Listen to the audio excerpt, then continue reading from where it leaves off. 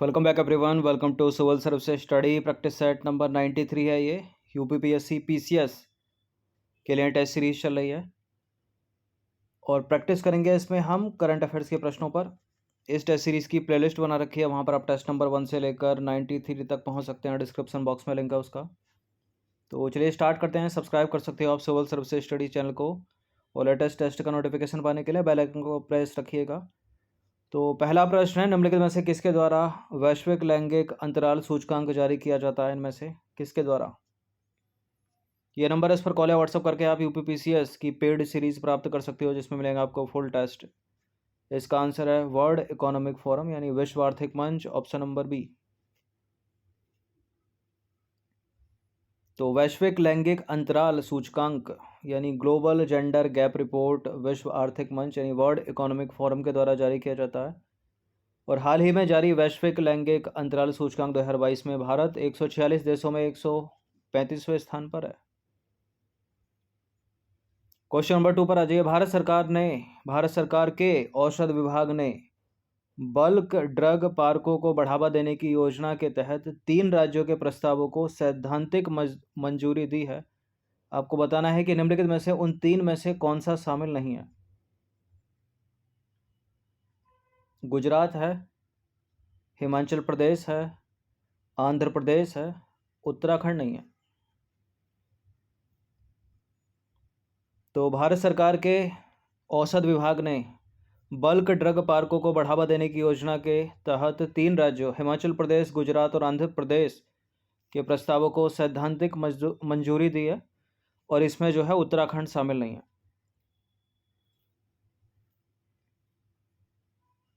Number 3 पर आ जाइए। हाल ही में चर्चा में रहा केंद्रीय शुष्क क्षेत्र अनुसंधान संस्थान निम्नलिखित में से किस राज्य में स्थित है?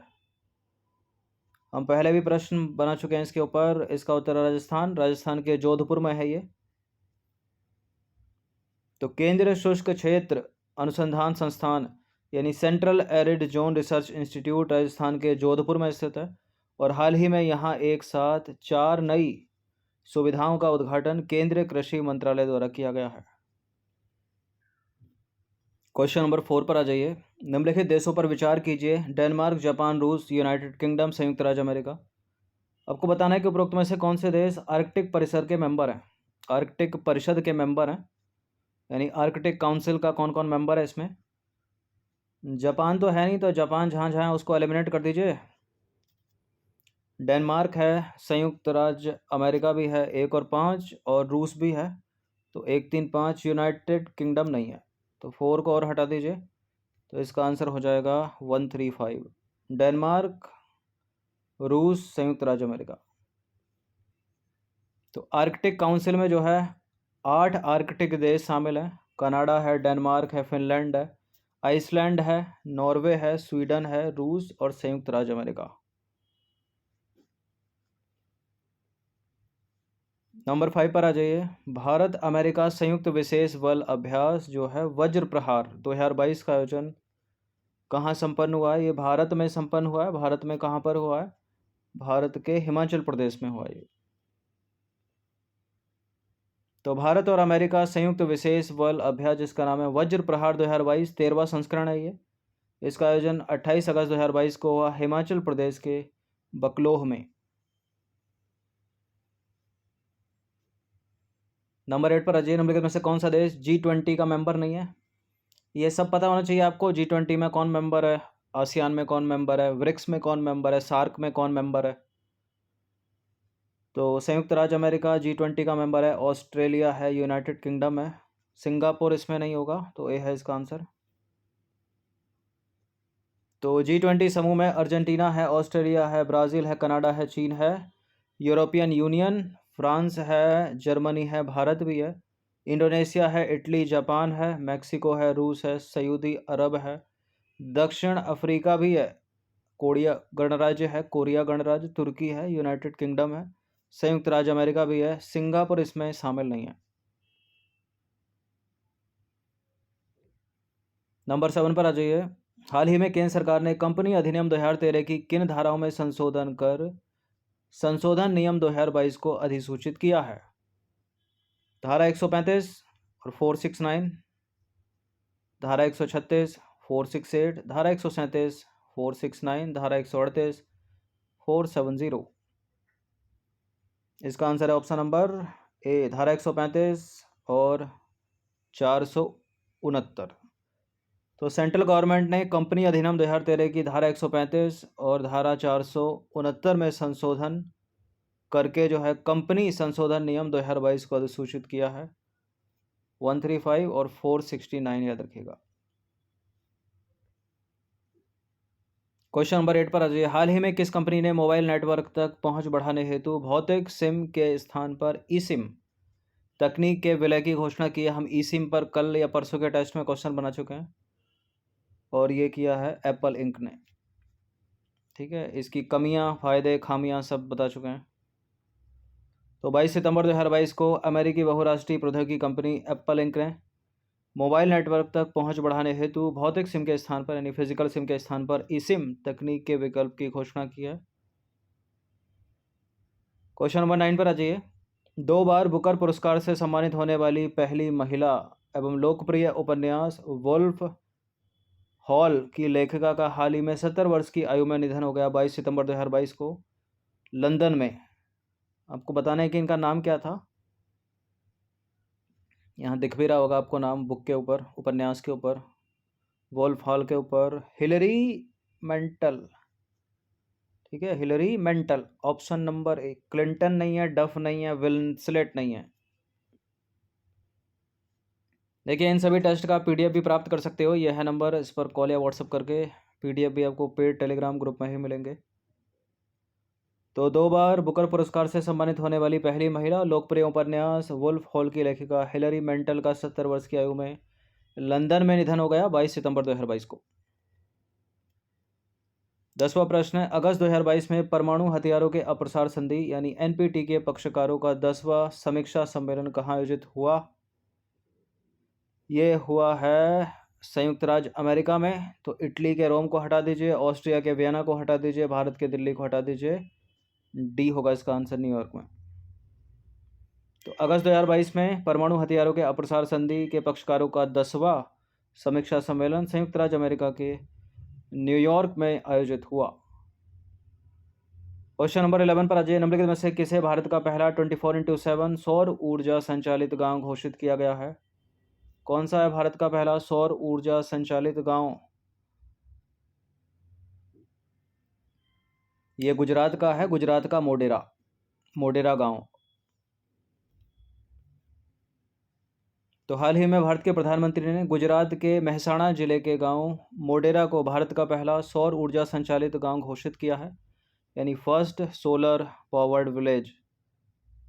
और मोडेरा में सूर्य मंदिर भी अवस्थित है और इस गांव के घरों में 1000 से अधिक सौर पैनल लगाए गए हैं, जिससे ग्रामीणों के लिए विद्युत उत्पादन हो रहा है।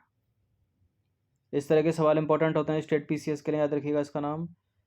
12वां प्रश्न है, निम्नलिखित में से किस केंद्रीय मंत्रालय के द्वारा गैर पारंपरिक आजीविका में कौशल पर बेटियां बने कुशल राष्ट्रीय सम्मेलन का आयोजन किया गया? कौन सा मंत्रालय है ये? यह है महिला एवं बाल विकास मंत्रालय।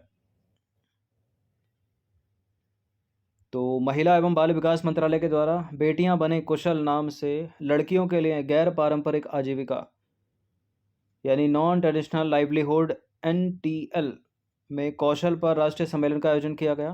और अंतर्राष्ट्रीय बालिका दिवस जो मनाया जाता है 11 अक्टूबर को के अवसर पर बेटी बचाओ बेटी पढ़ाओ कार्यक्रम के अंतर्गत इस सम्मेलन का आयोजन किया गया।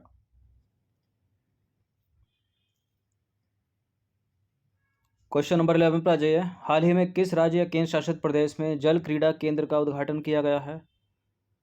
कहाँ किया गया है, किस राज्य या केंद्र शासित प्रदेश में? इसका उत्तर है option number B, Himachal Pradesh में।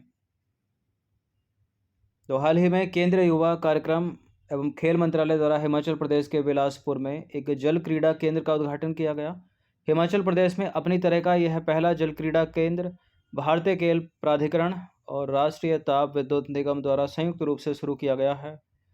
और यह जो केंद्र है रोइंग, कैनोइंग और कायाकिंग जैसे वाटर स्पोर्ट्स में एथलीटों को प्रशिक्षण देने के लिए समर्पित होगा।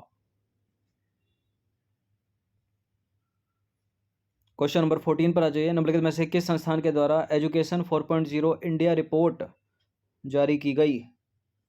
एजुकेशन 4.0 इंडिया रिपोर्ट जारी की है यूनिसेफ ने, और विश्व आर्थिक मंच भी है इसके साथ। तो ए और बी इसका आंसर हो जाएगा ऑप्शन नंबर डी।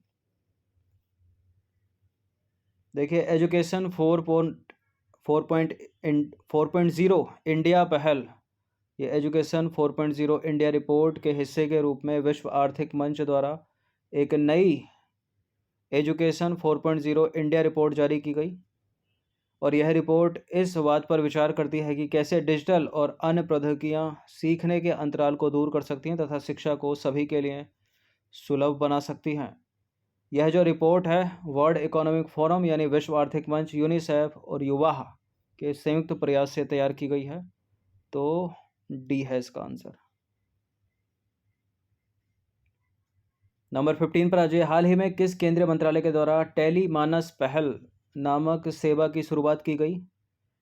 टेली मानस पहल सेवा की शुरुआत की गई है स्वास्थ्य एवं परिवार कल्याण मंत्रालय के द्वारा। ऑप्शन नंबर ए है इसका आंसर। तो हाल ही में केंद्रीय स्वास्थ्य एवं परिवार कल्याण मंत्रालय के द्वारा टेलीमानस नामक पहल मानसिक स्वास्थ्य सेवा शुरू की गई है। इसका एक फुल फॉर्म भी है, वो है telemental health assistance and networking across states. TeleMANAS राष्ट्रीय मानसिक स्वास्थ्य कार्यक्रम की डिजिटल शाखा होगी। अब आ जाइए क्वेश्चन नंबर 16 पर। यह न्यूज़ में था। कूनो राष्ट्रीय उद्यान हाल ही में चर्चा में रहा कूनो पालपुर राष्ट्रीय उद्यान निम्नलिखित में से किस राज्य में स्थित है? नामीबिया से चीते जो है यहाँ बसाए जा रहे हैं, मध्य प्रदेश में स्थित है। ये डी है इसका आंसर।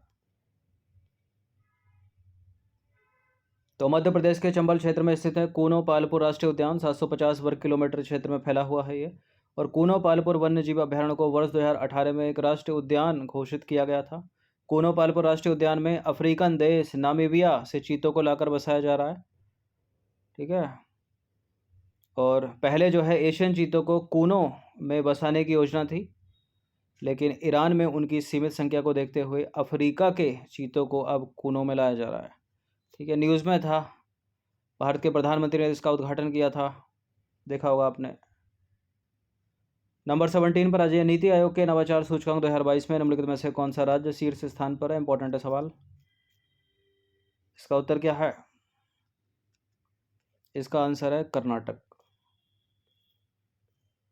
तो कर्नाटक राज्य ने नीति आयोग के नवाचार सूचकांक 2022 में शीर्ष स्थान हासिल किया है। कर्नाटक ने अब तक सूचकांक के तीनों संस्करणों में प्रमुख राज्यों की श्रेणी के तहत यह स्थान हासिल किया है।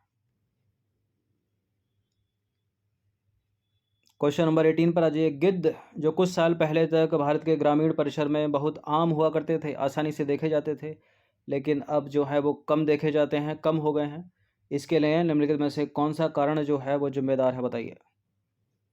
यहाँ 4 कारण हैं। पहला कारण है नई आक्रामक प्रजातियों द्वारा उनके घोंसलों का विनाश कर दिया गया है। व्यापक और घातक बीमारी फैल रही है। भोजन की कमी, भोजन की उपलब्धता में कमी। और चौथा है पशु मालिकों के द्वारा रोगग्रस्त मवेशियों के इलाज हेतु इस्तेमाल की जाने वाली जो दवाएं हैं उनके कारण। बिल्कुल डी है इसका आंसर। पशु मालिकों द्वारा अपने रोगग्रस्त पशुओं के इलाज के लिए जो डिक्लोफेनिक दवा है वो जो है इसके लिए जहर बन गई है गिद्ध के लिए। ठीक है, इससे इसका किडनी लिवर फेल हो जाता है। देखिए, भारत में गिद्ध की घटती संख्या के कारणों में एक प्रमुख कारण है मनुष्यों में काम आने वाली दर्द निवारक दवा, वो है डाइक्लोफेनिक, जिसका उपयोग पशुओं में हो रहा है। पशुओं के मृत शरीर को जो है भोजन बनाने वाले गिद्ध इस दवा के दुष्प्रभाव की चपेट में आ रहे हैं। और पशुओं में डाइक्लोफेनिक के उपयोग पर जो है सेंट्रल गवर्नमेंट ने 2008 में प्रतिबंध भी लगा चुका है।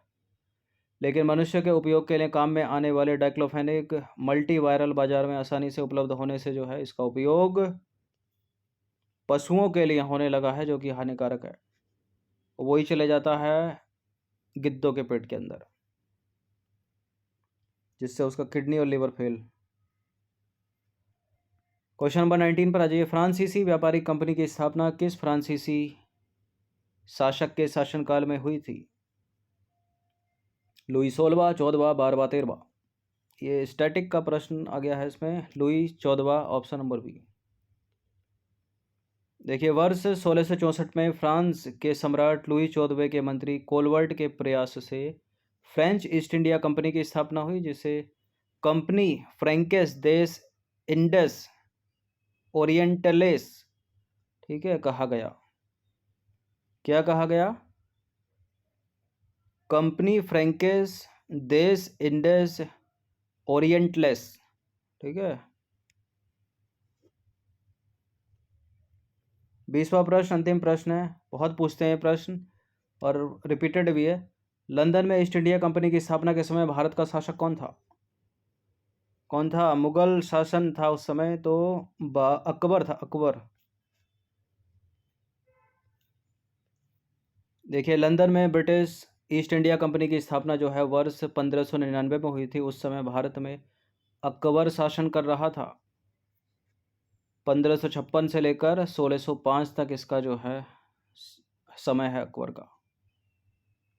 तो 20 प्रश्न थे ये करंट अफेयर से रिलेटेड। 1-2 प्रश्न इसमें स्टैटिक जीके के थे, यानी प्रीवियस ईयर के।